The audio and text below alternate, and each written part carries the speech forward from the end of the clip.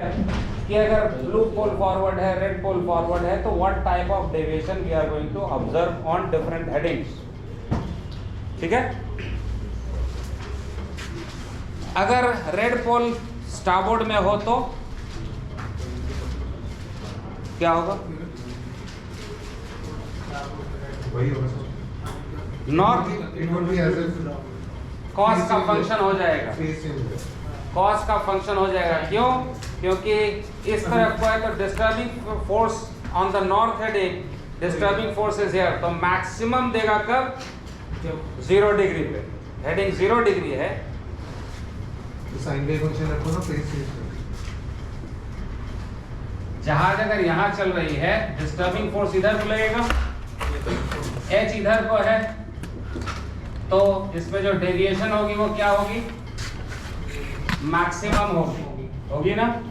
तो 0 degree heading पे maximum, और जब 90 पे आएगा जहाज तो क्या होगा?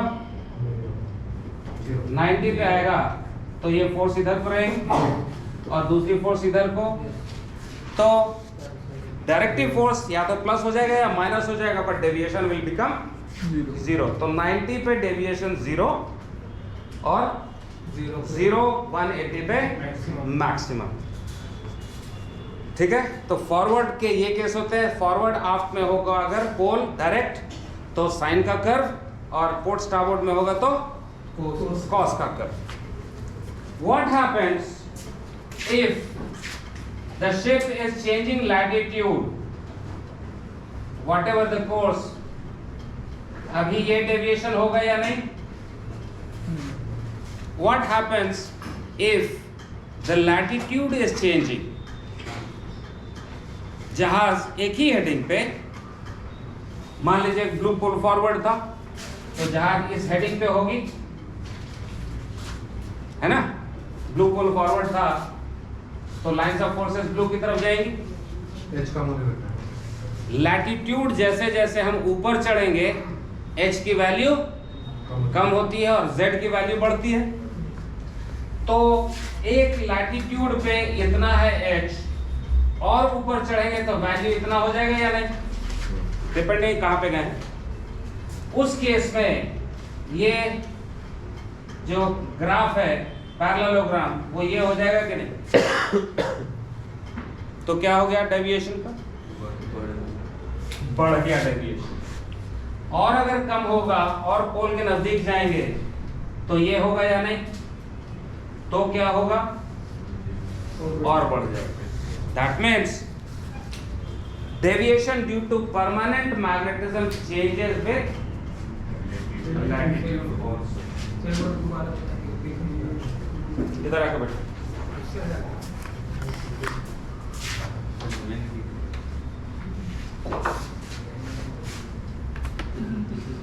इधर आके बैठो, कम से कम इधर तो है। अब बोर्ड यहीं पे तो मैं कैसे करूँ? Ergonomics are not good.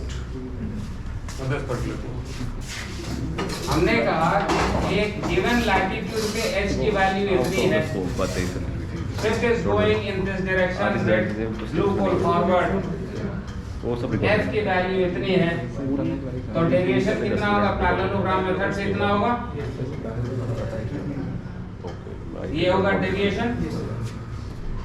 जब लैटिट्यूड में ऊपर चढ़ेंगे तो लैटिट्यूड में ऊपर चढ़ने के साथ क्या होता है? यहाँ पे h मैक्सिमम, z 0, यहाँ पे एवरीथिंग z एंड h 0, तो यहाँ पे h की वैल्यू कम होगी, z की वैल्यू ज्यादा होगी कि नहीं? तो लैटिट्यूड में जहाज यहाँ पे थी पहले, अब यहाँ पे जाएगी तो h की वैल्यू कम हो जाएगी या नहीं? तो h जो है सो इतना ही बच जाएगा। इस केस में जब लैटिट्यूड ऊपर जाएंगे तो यही ब्लू पोल फॉरवर्ड, ये तो उतना ही रहेगा, क्योंकि ये परमानेंट मैग्नेट है, तो ये वैल्यू इतनी ही रहेगी, लेकिन h की वैल्यू कम हो गई, तो अब डेविएशन का क्या होगा? इंक्रीज हो जाए। तो जैसे जैसे ऊपर चढ़ेंगे लैटिट्यूड में बढ़ेगा, जैसे जैसे इक्वेटर की तरफ आएंगे डेविएशन कम होगा। ठीक है, so this is one aspect of changing deviation with latitude, मतलब वही चीज जो एक जगह होती है वही चीज दूसरी जगह नहीं होती, बिहेवियर सेम नहीं रहता। तो इस चीज को थोड़ा सा ध्यान में रखिएगा, आगे कहीं कहीं जरूरत पड़ेगा। Force P, Q and R we are familiar?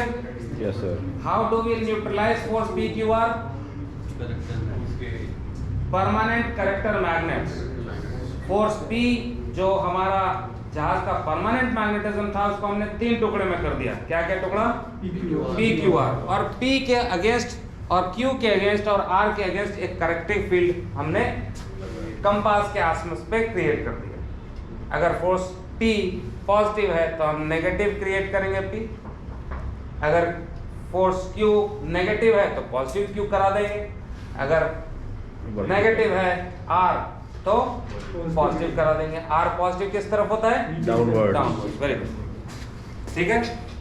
So now having dealt with the permanent magnetism, let us now talk about the induced magnetism. बहुत part of the shape, many parts of the shape are actually soft iron.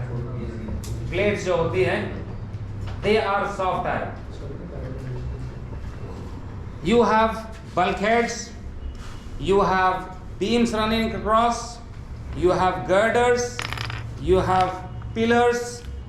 So mostly all the iron members of the ship for used for construction can be divided into 3 categories. एक तो running forward आफ्ट, ये जो forward आफ्ट run कर रही होगी उसका vertical orientation क्या होगा? Normally horizontal. फॉरवर्ड आफ्ट तो है तो हॉरिजॉन्टल होगा। अथवार्डशिप है वो भी हॉरिजॉन्टल होगा। तो एक ओरिएंटेशन जहाज में जो है वो हॉरिजॉन्टल का है, और इसमें 2 तरीके के हमारे रॉड्स हो सकते हैं, फॉरवर्ड आफ्ट एंड अथवार्डशिप। इसके अलावा एक होगा दूसरा जो वर्टिकल। अब जहाज में टुकड़े टुकड़े में बहुत सारा पीसेस ऑफ मेटल है, कोई वहां पे, कोई वहां पे, कोई यहाँ पे, कोई वहां पे, कोई वहां पे, वहां पे। अब हम हर चीज के पीछे नहीं जा सकते कि इसमें कितना मैग्नेटिज्म, इसमें कितना मैग्नेटिज्म, बट इन सभी सारे चीजों का एक नेट इफेक्ट आता है कंपास के ऊपर। इसके ऊपर जो इम्पैक्ट आ रहा है इसको हम डायरेक्टली स्टडी तो नहीं कर सकते, तो हम अज्यूम करते हैं कि ऐसा रॉड सामने कंपास के है, इधर है, इधर है, इधर है, इधर है। So we study the effect of induced magnetism due to soft iron on the shape around the compass by means of some imaginary rods. ऐसा अज्यूम करते हैं कि कंपास के सामने एक या तो इस तरीके का रॉड है, इस तरीके का रॉड है, इस तरीके का है, या इधर इस तरीके का है, इस तरीके का, इधर इस तरीके का ऐसा है, ऊपर है, नीचे है। So there are 9 rods. So how do we study? अगर जहाज को हम साइड से देखें तो कंपास यहां पे है, तो कंपास के फॉरवर्ड में कुछ होगा, आफ्ट में कुछ हो सकता है, इसके ऊपर या नीचे हो सकता है, और जहाज के अगर यू देखें तो फॉरवर्ड आफ्ट में हो सकता है और अथवार्डशिप में हो सकता है। So we can take that through the compass there are 3 planes. अगर ये कंपास है तो एक प्लेन कंपास के साइड में फॉरवर्ड आफ्ट है, एक अथवार्डशिप है और एक वर्टिकल है। Through the compass there are 3 planes. Through the compass there are 3 planes, forward aft plane, athwardship plane and vertical plane. So the planes are forward aft, athwardship and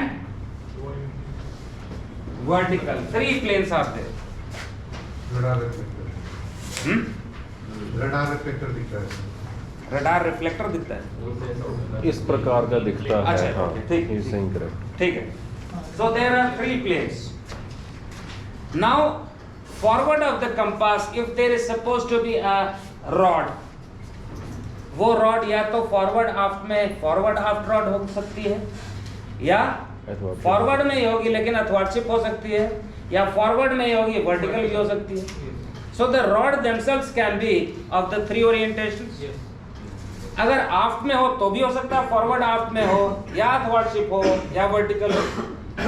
तो forward aft में कितने combination हो सकते हैं? 3 + 3 6 3 + 3 6।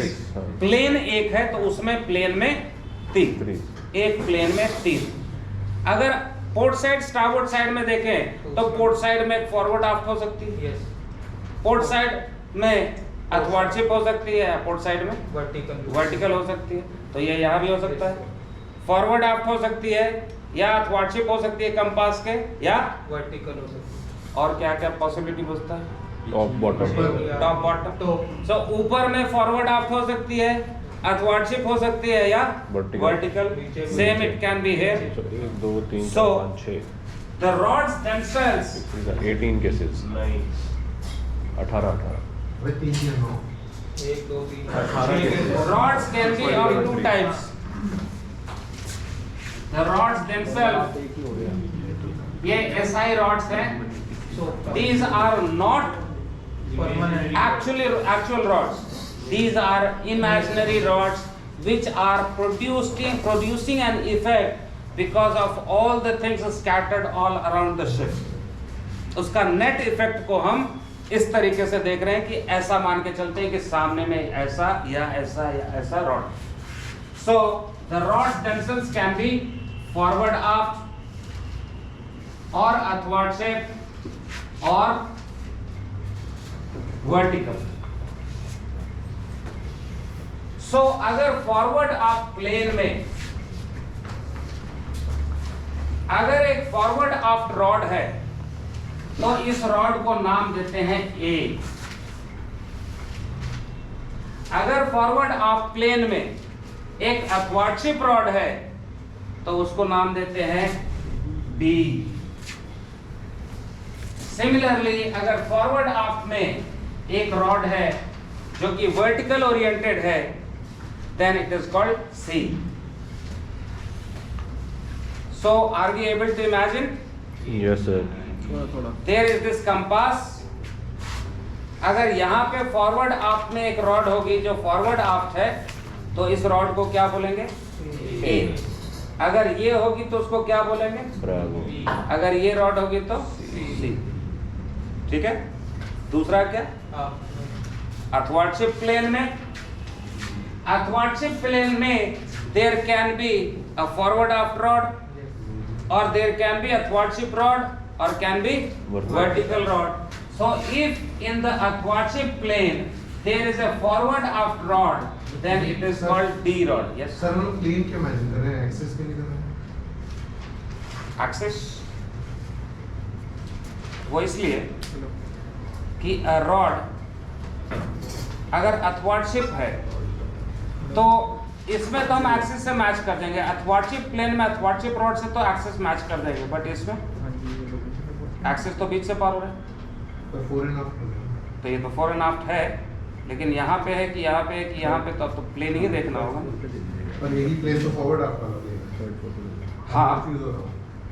Just मतलब plane तो वही है ना, प्लेन वैसे वही तो एक्सिस बेटर। ये है आपका यहाँ प्लेन। कंपास, एक प्लेन तो ये है, प्लेन तो पूरा सारा यहाँ है कंपास के थ्रू। एक प्लेन ये हो गया, एक प्लेन ये हो गया, एक ऊपर में हो गया, 2 प्लेन। ठीक है। और प्लेन दो ही प्लेन क्यों होगा? वर्टिकल प्लेन में तो ये भी हो सकती है, ये भी हो सकती है, ये भी इनफाइनाइट नंबर ऑफ प्लेन्स हो सकते हैं। हॉरिजॉन्टल प्लेन तो एक ही होगा, वो मान लिया कि ये तो एक ही प्लेन होगा। लेकिन वर्टिकल प्लेन ये है या ये है या ये है या ये है, कौन सा प्लेन आप मानेंगे? सब तो वर्टिकल प्लेन है। तो हम बात ये कर रहे हैं कि कंपास है तो एक प्लेन यहाँ पे देख रहे हैं कि कंपास के सामने या पीछे क्या चीज है, ठीक है। उसमें एक्सिस तो है, एक्सिस में एक रॉड ऐसे भी हो सकती है,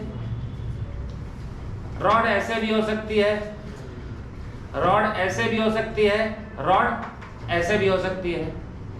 तो एक्सिस बोल सकते हैं, प्लेन भी बोल के चला सकते हैं, कोई इश्यू उतना नहीं। ठीक है। So if in the athwartship plane,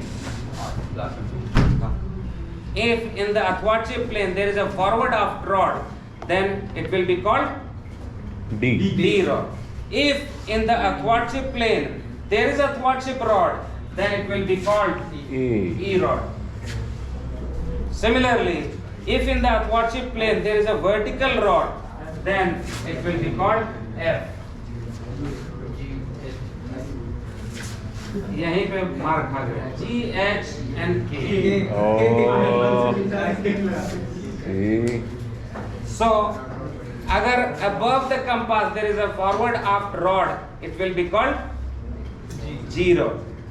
If there is a thwartship rod above or below, it will be called H. And if there is a vertical rod above or below the compass, then it will be called K. K. अब क्यों? ओह, $1 million question. ये मित्तल साहब ने कराया है उस time. Mittal साहब ने कराया ये। इसकी डायग्राम बनती है एक बड़ी अच्छी सी लंबा सा। हाँ हाँ। और दिस वाज द तो फेवरेट क्वेश्चन था उनका उस टाइम, आता था हमेशा। ये नॉर्मली थोड़ा सा समझना थोड़ा सा मुश्किल होता है। आई और जे नहीं है, छोड़ दो ना, क्यों नहीं है, सब चाहे क्या नॉर्मली ABCD किसी चीज में लिखते हैं ना, उसमें भी आई और जे छोड़ देते हैं। जी क्यों? जैसे ABCD है, कुछ पॉइंट्स लिख रहे हैं, point number A, B, C, D, उसमें आई बस पता नहीं कैसे छोड़ देते हैं। Don't ask me, I don't want. I one जैसा दिखता है। वन जैसा दिखता है, यही आंसर है। I will come back with answer. हाँ ठीक है, लेटर ठीक है। ओके। हाँ, तो मुझको बता सकते हैं। Okay. Alright, so are we clear? Yes sir. So there are 9 imaginary rods A, B, C, D, E, F, G, H, G, H, K. Or these are representing the effect of induced magnetism on the compass. ठीक है? अब जैसे आपने कहा कि 3 + 3 6 होता है, तो एक्चुअली तो यहाँ पे भी हो सकता था फॉरवर्ड आफ्ट, अथवार्डशिप या फॉरवर्ड मतलब वर्टिकल, यहाँ पे भी ये हो सकता था 3 + 3। तो इसमें we have got 2 rods plus A और minus A और plus A और minus। तो अब 18 होगा। साइन लगा दिए। प्लस फॉर फॉरवर्ड या plus for plus forward minus अब प्लस ऊपर नहीं, प्लस अभी बात forward minus up. So now that we have identified कि क्या क्या rods हम रखेंगे कंपास के आसपास में और उनका क्या इफेक्ट होने वाला है, कैसे होने वाला है, उसको स्टडी करेंगे हम। So from here 3 planes, 3 types of soft iron rods named such as this. Now a rod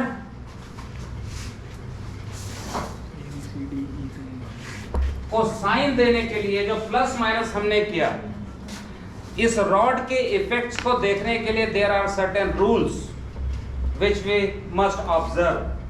Rule number 1, at least one end of the rod should be in that particular plane of the compass.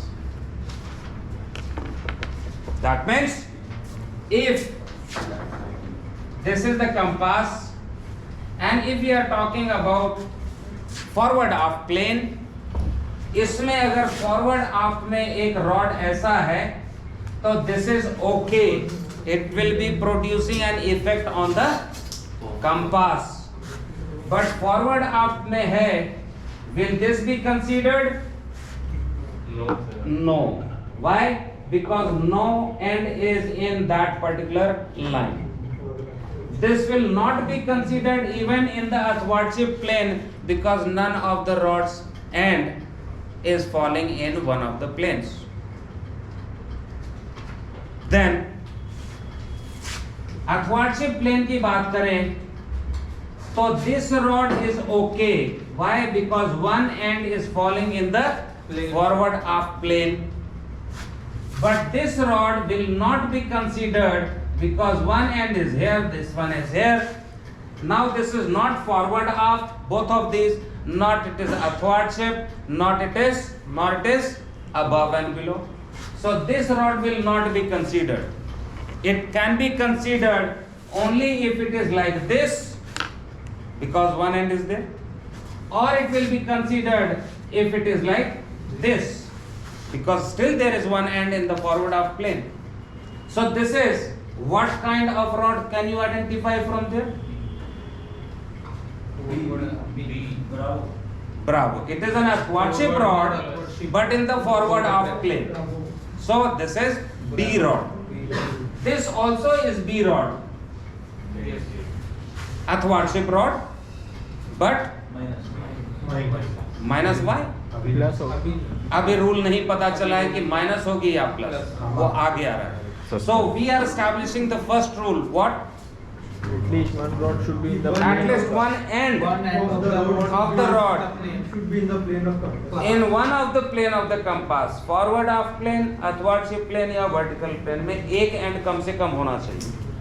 ठीक है? Sir plain से better अगर आप access हाँ sir, access पे है। अरे नहीं सर वो प्लेन होती है। प्लेन तो अभी भी प्लेन याद हो गया सर. Access क्या बोला नहीं, तुम्हारा फिर आप बोला उसका बोलोगे फिर प्लेन में। एटलीस्ट हो सकता है, अभी मालूम नहीं मुझको क्या होगा. one end of the road शायद नहीं होगा. plane with the Access बोल. Should be plane with the क्योंकि ऐसे- compass के plane प्लेन तो उसके प्लेन साथ हाँ. प्लेन के दो डायमेंशन होते हैं। मैं समझ गया जो आप कह रहे हो. मतलब- इसलिए मैंने थोड़ा सा मीकली सबमिट किया कि बोल लो यार. I did not resist too much ना. ठीक है. सो at least one end should be in the plane one of the planes of the compass or axis of the compass. Vertical axis, forward axis, or athwartship axis. Rule number 2. If the end near to the compass, which one of this, right or left one?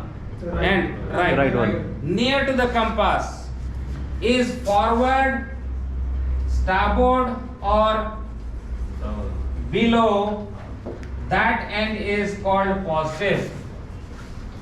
Repeat. If the end near to the If compass. the end near to the compass is forward, starboard, or below the compass,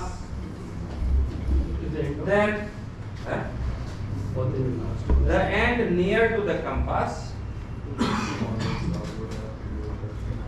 if the end near to the compass is forward, starboard, or below the compass, that end is termed positive or plus, inverted commas में.